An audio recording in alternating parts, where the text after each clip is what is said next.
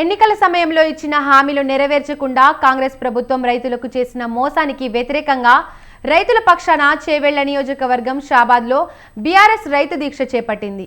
ఉదయం 11 గంటలకు BRS party ఆధ్వర్యంలో రైతు దీక్ష చేపట్టింది.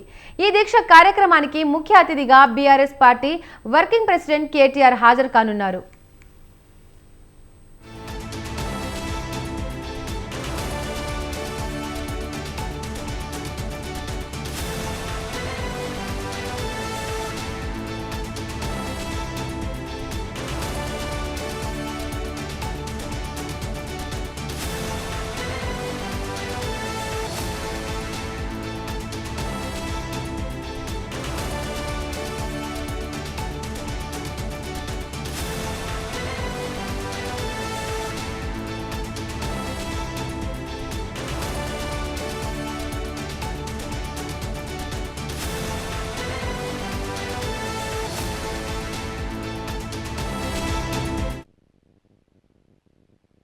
ఎన్నికల సమయంలో ఇచ్చిన హామీలు నెరవేర్చకుండా కాంగ్రెస్ ప్రభుత్వం రైతులకు చేసిన మోసానికి వ్యతిరేకంగా రైతుల పక్షాన చేవెళ్ల నియోజకవర్గం షాబాద్లో బీఆర్ఎస్ రైతు దీక్ష చేపట్టింది.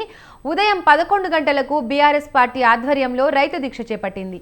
ఈ దీక్ష కార్యక్రమానికి ముఖ్య అతిథిగా BRS party working president KTR హాజరు కానున్నారు.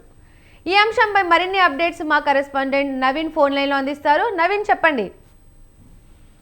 బీఆర్ఎస్ పార్టీ ఇటీవల కాంగ్రెస్ ప్రభుత్వం అధికారంలోకి వచ్చిన తర్వాత ఇందిరమ్మ ఆత్మీయ రైతు భరోసా పేరుతో ఎకరానికి 12,000 రూపాయలు చొప్పున ఇస్తామంటూ రాష్ట్ర కేబినెట్ లో నిర్ణయం తీసుకున్నారు. దీన్ని బీఆర్ఎస్ పార్టీ తీవ్రంగా వ్యతిరేకిస్తుంది. ముఖ్యంగా ఎన్నికల సమయంలో కాంగ్రెస్ పార్టీ అధికారంలోకి వస్తే రైతు భరోసా పేరుతో 15,000 రూపాయలు ప్రతి ఎకరానికి ఇస్తామంటూ కాంగ్రెస్ పార్టీ హామీ ఇచ్చింది. ఇప్పుడు ఆ హామీని పక్కన పెట్టి 12,000 రూపాయలకి రైతు భరోసాను కుదించిందంటూ బీఆర్ఎస్ పార్టీ విమర్శలు చేస్తోంది. అందులో భాగంగానే సంక్రాంతి పండుగకు ముందే నల్గొండలో రైతు దీక్ష పేరుతో కార్యక్రమాలు నిర్వహించాలని భావించినప్పటికీ సమయాభావం, అదేవిధంగా సంక్రాంతి పండుగ నేపథ్యంలో దాన్ని వాయిదా వేశారు. ఈ రోజు చేవెళ్ల నియోజకవర్గం షాబాద్ మండల కేంద్రంలో బీఆర్ఎస్ పార్టీ ఆధ్వర్యంలో రైతు దీక్ష కార్యక్రమాన్ని చేపట్టబోతున్నారు. ఈ కార్యక్రమానికి BRS party working president KTR ముఖ్య అతిథిగా హాజరు కాబోతున్నారు. బీఆర్ఎస్ పార్టీకి సంబంధించిన ఎమ్మెల్యేలు, ఎమ్మెల్సీలతో పాటు మాజీ మంత్రులు, ఇతర ముఖ్య నేతలు, కార్యకర్తలు ఈ కార్యక్రమానికి హాజరవుతారు.